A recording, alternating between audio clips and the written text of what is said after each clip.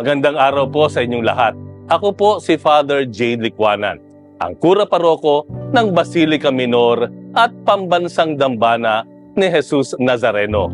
Sa matagal na panahon, marami na tayong kwento ng himalang naririnig sa mga deboto ng mahal na poong Jesus Nazareno. Ang mga kwentong ito, bagamat na ipapasa ay nananatiling kwento lamang. Ngayon, sa kauna-unahang pagkakataon, bibigyan natin ng mukha ang kwento ng himala ng poong Jesus Nazareno. Mula mismo sa mga nakaranas nito. Panoorin po natin ito.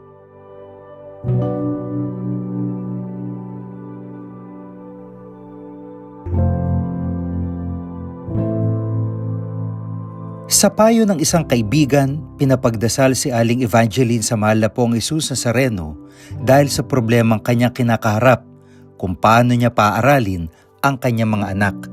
Pumunta ako dyan sa Quiapo. Sumandal lang ako. Tapos kinakausap ko siya. Sabi ko, anong gagawin ko?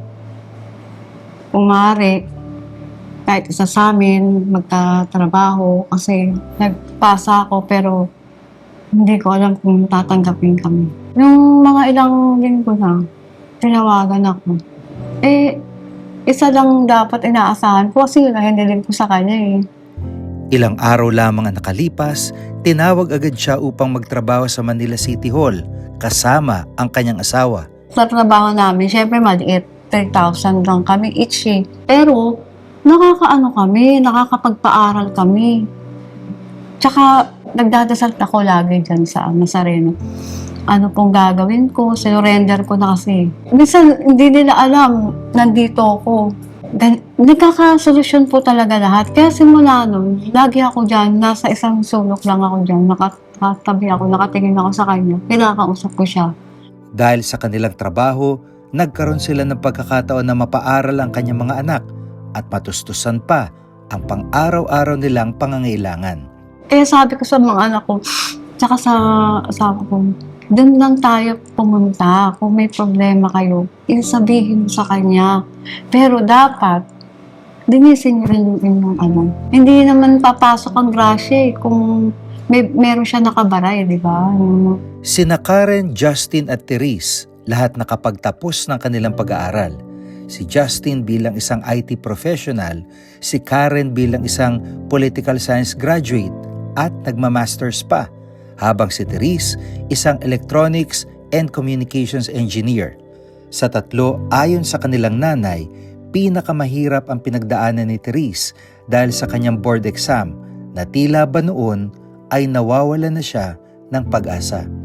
Yung anak ko nag-struggle dun sa license siya kasi mga nag-college siya, nagtrabaho na. Yung bunso ko, nawawala na ng pag-asa. Kasi syempre, iniisip niya, binibigyan ko siya ng pangbayad sa nagre-review. So, hindi siya nakapasa nung una. Talagang sobrang naalalayan ko, maganong pangatlo. Sabi ko, dito na talaga ako nagpunta. Kasi nitong huli, talaga, nasa harap ako ng Blessed Sacrament tsaka sa Nazareno. Sabi ko, pinag-confess ko siya, isa ko siya. Pati ako, kung maaari, pagbigyan naman siya. Kasi maganda ang hangarin niya eh, makatulong sa amin. Nung nagbimbisa na, makapag-confess na, humarap ako sa Blessed Sacrament dito. Sa harap talaga. Nazareno. Dala-dala ko, pinabless ko yung ballpen, envelope, tsaka yung Nakaharap akong gano'n, maawa po kayo. Sabi ko, sinusurrender ko.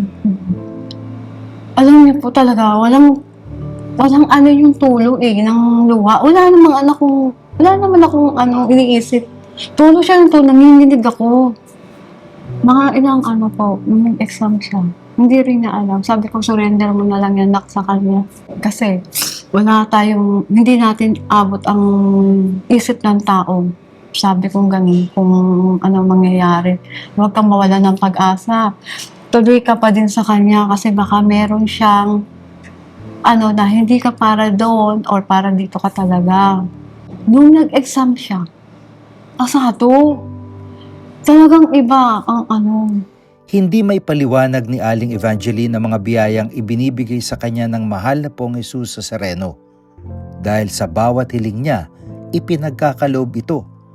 Ang kanyang payo sa mga deboto, magkaroon ng paglilinis ng puso bago humiling sa mahal na Pong Jesus na Sereno.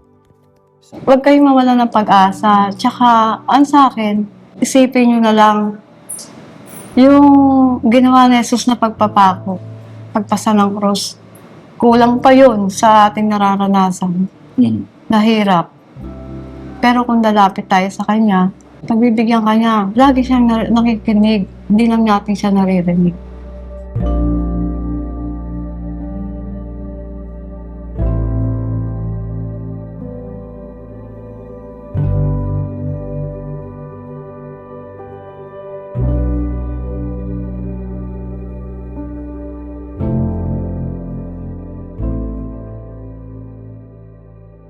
Kung mayroon po kayong mga kwento ng himala na naisibahagi sa amin, maaari kayong mag-email sa anghimala ng Pong Jesus sa Sereno @gmail.com. Pakiiwan na rin po ang inyong mga telepono para mas madali namin kayong makontak.